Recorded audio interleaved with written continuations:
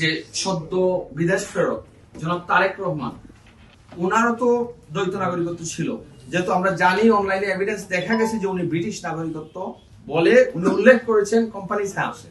এখনো পর্যন্ত কেন এই দেশের সাংবাদিক সমাজ বা সচেতন সমাজে এই প্রশ্ন করেন না যে আমাদের জানার অধিকার আছে আপনার দ্বৈত নাগরিকত্ব আছে কিনা, থেকে থাকলে এটা কি আপনি ছেড়েছেন কিনা? এই প্রশ্ন কেন ওঠে না?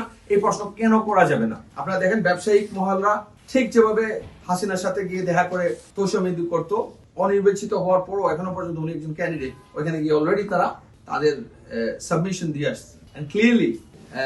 তো এবং নির্বাচন কমিশন এখানে স্পষ্টত একটা আসন্ন সরকারের বা একটা বড় রাজনৈতিক দলের আজ্ঞাবহ, যেটা আমরা অলরেডি আগে থেকে বলে এসেছি। এই পরিস্থিতিতে নির্বাচনে আমরা যদি যাই বা নির্বাচনে যাওয়ার পর আইন শৃঙ্খলা রক্ষাকারী বাহিনী বা নির্বাচন কমিশন কিভাবে আমাদের নিরাপত্তা নিশ্চিত করতে পারবে, কিভাবে তারা নিশ্চিত করতে পারবে যে বিএনপির প্রার্থীরা যদি গিয়ে কেন্দ্র দখল করতে চায় সেগুলো আলটিমেটলি আইন শৃঙ্খলা রক্ষাকারী বাহিনী বন্ধ করবে, বা আরো যারা প্রার্থী আছেন আমাদেরই বলেন বা অন্য দলের বলেন তাদের সাথে সাম্যতার সাথে ব্যবহার করা হবে। কিন্তু যে আমলাতন্ত্রের যে প্রতিষ্ঠানগুলো, যারা প্রতিদিন লক্ষ লক্ষ বাংলাদেশি আছেন, যারা এই প্রতিষ্ঠানগুলোতে গিয়ে একমাত্র সেবা পেতে পারেন তাদের যদি টাকার জোর থাকে, তাদের যদি আত্মীয় স্বজন বা মামা চাচার জোর থাকে, অথবা তাদের যদি রাজনৈতিক ক্ষমতা থাকে, এই কাঠামোটার পরিবর্তনের জন্যই আমার রাজনীতি বা আমার দল এনসিপির রাজনীতি।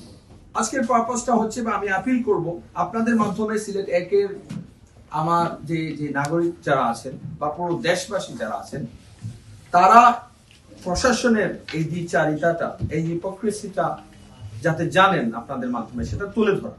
আরো 3টা উদাহরণ আপনাদের সাথে আমি শেয়ার করতে চাই এবং প্রশ্ন রাখতে চাই। আমি কেন প্রশ্ন উঠছে না যে সদ্য বিদেশ ফেরত জনাব তারেক রহমান, ওনারও তো দ্বৈত নাগরিকত্ব ছিল। যেহেতু আমরা জানি, অনলাইনে এভিডেন্স দেখা গেছে যে উনি ব্রিটিশ নাগরিকত্ব বলে উনি উল্লেখ করেছেন কোম্পানিজ হাউসে।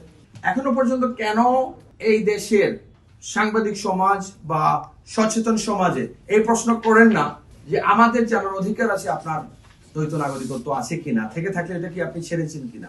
এই প্রশ্ন কেন ওঠে না?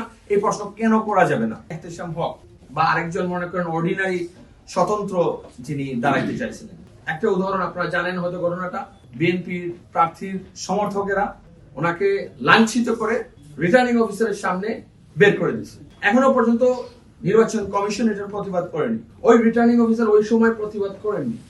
এই যে সিচুয়েশন, এই যে পরিবেশ, এই পরিবেশ তো আমরা মেনে নিতে পারি না, মেনে নেওয়া উচিত না, এবং আমাদের সামাজিকভাবে আমাদের প্রতিবাদ করা উচিত।